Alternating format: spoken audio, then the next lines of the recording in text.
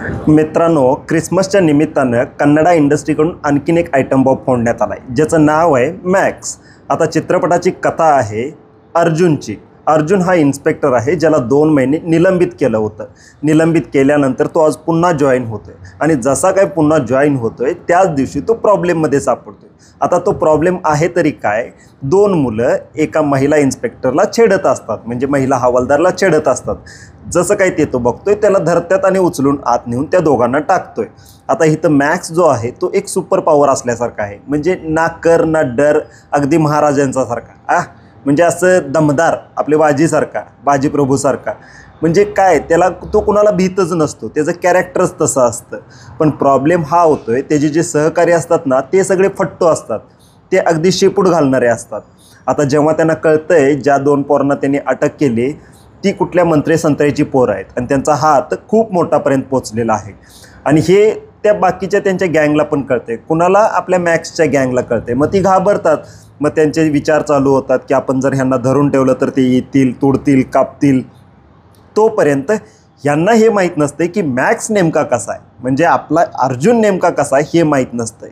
चित्रपटाच्या अर्ध्या इंटरमिजनपर्यंत चित्रपट आपली एक कथानकावर पकड घेतं, स्टोरी डेव्हलप करतं, आणि चित्रपटाच्या मध्यांतरानंतर ना जे काय आपला मॅक्स धुमाकूळ घालायला चालू करतोय तो धुमाकूळ बघितल्यावर तुम्ही टाळ्या आणि शिट्ट्या वाजवल्याशिवाय राहणार नाही.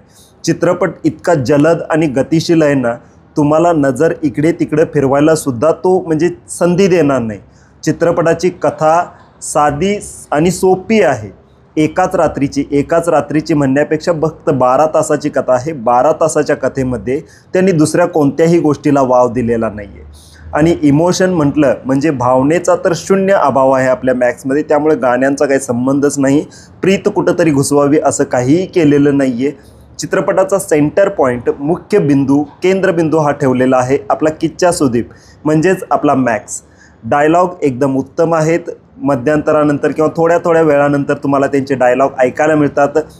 जसा काही त्या लेडी इन्स्पेक्टरचा तो एक डायलॉग आहे बघा, आता हात लावून दाखव.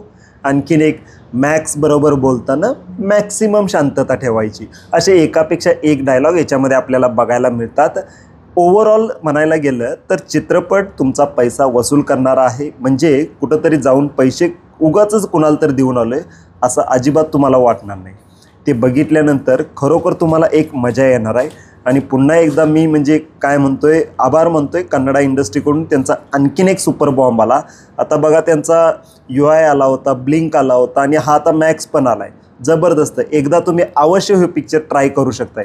बाकी याच्यामध्ये निगेटिव्ह एकच आहे, आणि तो निगेटिव्ह म्हणजे यातला विलन.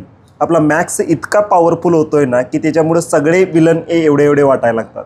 त्यामुळं त्या विलनना थोडं आणखीन मोठं करायला पाहिजे होतं. कारण का, आपला मॅक्स होतो अणुबॉम्ब आणि आपला विलन बनतो कुठंतरी लसूण असल्यागत.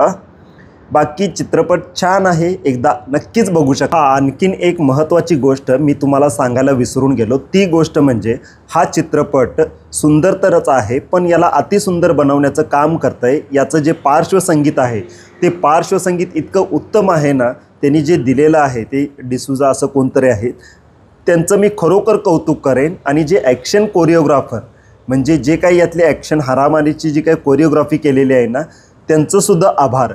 हे 2 पॉईंट विसरले होते, पण हे खूप महत्त्वाचे आहेत. याच्यामुळं तुम्हाला पिक्चर अतिसुंदर वाटतो.